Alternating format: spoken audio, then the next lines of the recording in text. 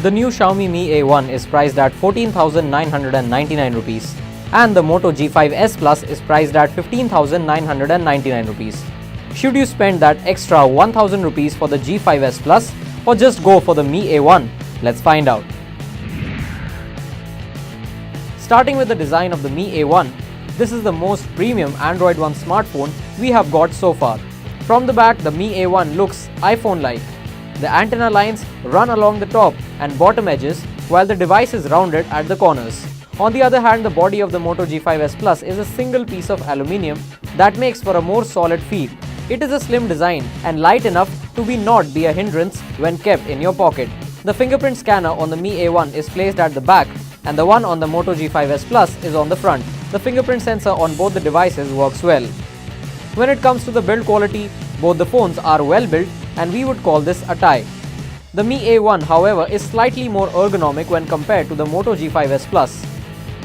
The Moto G5s Plus is slightly wide for our liking, but that may not be the case for you. Both the smartphones have 5.5-inch Full HD displays. Let's talk about the display on the Mi A1. Color tones are balanced, but lack the punch that we have come to expect from the company's devices. It is not a colorful display and feels somewhat sticky to touch. The display on the Moto G5s Plus is identical to the Moto G5 Plus in terms of color saturation and touch performance. Touch response is good and the display is resistant to fingerprints as well, so it does not feel sticky when swiping across screens or apps. Both the smartphones come with Android Nougat out of the box. The Xiaomi Mi A1 comes with Android One OS and the Moto G5s Plus comes with near-to-stock Android UI. Once again, when it comes to the UI, both the phones are stock, making the UI a tie. The display of the Mi A1 has oversaturated colors, which some may appreciate. On the other hand, the Moto G5s Plus has a better screen to touch. Overall, the Moto has the advantage with touch, but the difference is not substantial enough to qualify it as the winner. Let's get to the most anticipated part, the dual camera comparison. Both the smartphones feature dual rear camera setups. The Mi A1 comes with a 12MP plus 12MP setup and the G5s Plus comes with a 13MP plus 13MP setup. Both the cameras support the bokeh mode feature. The Mi A1 has a 5MP selfie camera and the G5s Plus has an 8MP selfie camera. The camera app on the Mi A1 is custom designed by Xiaomi and works seamlessly enough. That said, we did slight details in autofocus which increases with deteriorating light conditions. As a result, low light photos can sometimes be blurry and they take considerable time to process. In fact, even with dual cameras, the Mi A1 does not really set a benchmark as far as camera prowess is concerned. The Moto G5s Plus actually doesn't make for a big surprise over the G5 Plus. On well-lit conditions, the Moto G5s Plus produces nice details and crisp colors. Dynamic range is low on auto mode, but the HDR mode is quite useful. Even low-light images are reasonably well detailed with decent colors. That said, we have clicked better photos with its predecessor often, and the Moto G5s Plus also overexposed photos sometimes. Here is a quick look at some of the images shot with both the cameras.